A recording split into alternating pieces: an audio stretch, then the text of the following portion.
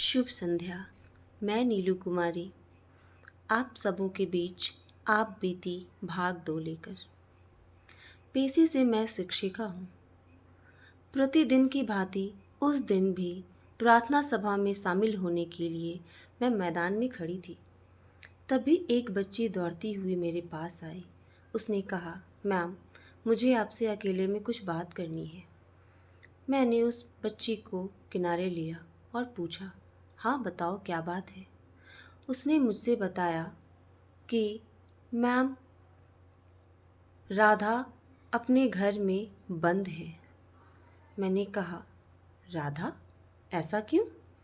उसने विद्यालय से 100 मीटर की दूर पे बने एक बिल्डिंग की ओर इशारा करते हुए पहले तल्ले पे झांक रहे चेहरे को दिखलाया और कहा, मैम देखिए, स्कूल यूनिफॉर्म में खड़ी राधा स्कूल आने के लिए तैयार हुई थी, लेकिन उसके पापा ने उसे लॉक कर दिया है। मैं उस बिल्डिंग के नीचे उस बच्ची के साथ पहुंच गई। जब मैंने राधा को आवाज़ लगाई, राधा दौड़ते हुए नीचे आई, लेकिन हम दोनों के बीच ग्रिल थी जो बाहर से लॉक था। वो नीचे पहुंचते ही रोने लगी। मैंने पूछा, स्कूल क्यों नहीं आई?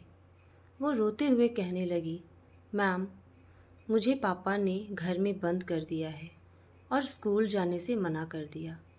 मैंने पूछा, कारण? उसने बताया कि कल मैं अपने कुछ मित्रों के साथ घर में बिना बताए घूमने चली गई थी, जिसके कारण पापा नाराज़ हैं और उन्होंने कहा अब तुम्हारा स्कूल जाना भी बंद हो गया। इतना कहकर वो बच्ची रोने लगी। उसकी आवाज़ें रुंध रही थी और आँख आंसुओं से भरे थे।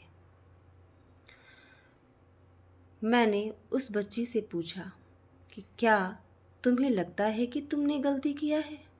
राधा ने कहा, हाँ, मुझे अपनी गलती का एहसास है। मैंने उस बच्ची से कहा, क्या आगे भी ऐसी गलती करोगी? उसने कहा, मैम, अब मैं ज़िंदगी में ऐसी गलती नहीं करूँगी। मुझे समझ आ रहा था कि बच्ची को अपने किए का पछतावा था। मैंने उससे कहा, राधा, परेशान मत हो, मैं तुम्हारी हर एक समस्या का समाधान करूँगी, मुझे कुछ वक्त दो। मैंने उसके पिताजी का नंबर लिया, फ़ोन पे कॉल लगाया। जब कॉल लगा तो पता चला फ़ोन तो घर पर ही था। उनके पिताजी से संपर्क साधने का और कोई दूसरा साधन नहीं था। फिर मैंने पूछा कि अब क्या किया जाए? तब राधा ने कहा, मैम, बगल वाले दुकान में मेरे घर की चाबी रहती है, शायद आज भी होगी, आप प्लीज़ जाकर पूछें। मैं बगल में दुकान वालों के पास गई, उनसे पूछा। उन्होंने कहा, मैम, हर दिन तो होता था चाबी हमारे पास, पर आज नहीं है। इतने में मुझे याद आया कि उस मकान के मकान मालिक का फ़ोन नंबर मेरे पास था, जिसमें राधा रह रही थी।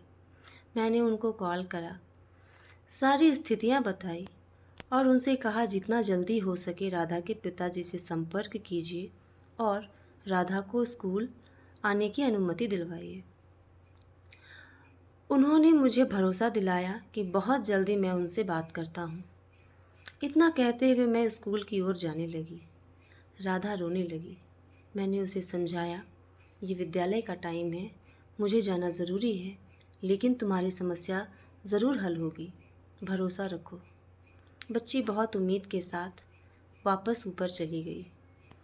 जब मैं स्कूल पहुंची तो लगभग 1.5 घंटे के बाद उस बिल्डिंग के मालिक का फ़ोन आया।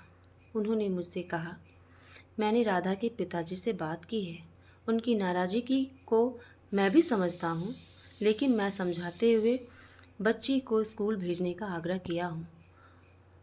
कल से प्रतिदिन बच्ची विद्यालय आएगी।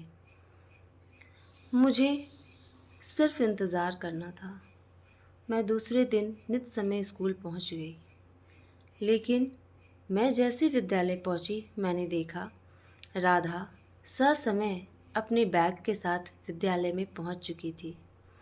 बहुत खुश नज़र आ रही थी। उसने जैसे ही मुझे देखा मेरे पास आई और उसने मुझे थैंक यू कहा। मैंने उससे पूछा, वादा करो कि आगे कभी भी ज़िंदगी में अपने माता पिता को बिना बताए कहीं नहीं जाओगी। उसने कहा, मैम अब ऐसी गलती दोबारा पूरी ज़िंदगी नहीं होगी। उसकी आंखों में खुशियों के आंसू थे और शायद मेरे भी आंखों में। इस घटना से मैं ये संदेश देना चाहती हूँ कि बच्चे तो गलतियाँ करते हैं। हम शिक्षक या अभिभावक होने के नाते उनकी गलतियों को समझें, उन्हें प्यार से समझाएं और उनको कोई ऐसी सज़ा ना दे दें जिससे उनका मनोबल टूट जाए। हमें उनको सही रास्ते पर लाना होगा। और इस तरह से राधा प्रतिदिन स्कूल आने लगी। उस बच्ची का जो राधा की सखी थी, उसकी भी कम काबिले तारीफ़ नहीं है। उसने अपनी सहेली के दर्द को समझा और ससमय विद्यालय में सूचना दी। साथ ही उस बिल्डिंग के मालिक का, जिन्होंने बच्चे के पढ़ाई को तवज्जो देते हुए उसके पिताजी को समझा बुझाकर प्रतिदिन बच्चे को विद्यालय भेजने का आग्रह किया। तो इसी के साथ मेरी आज की आप बीती भाग दो यहीं समाप्त होती है। आशा और उम्मीद करती हूँ कि आप अपनी प्रतिक्रिया अवश्य देंगे और यदि आपके साथ भी कोई ऐसी अनुभव है तो ज़रूर शेयर करेंगे। धन्यवाद।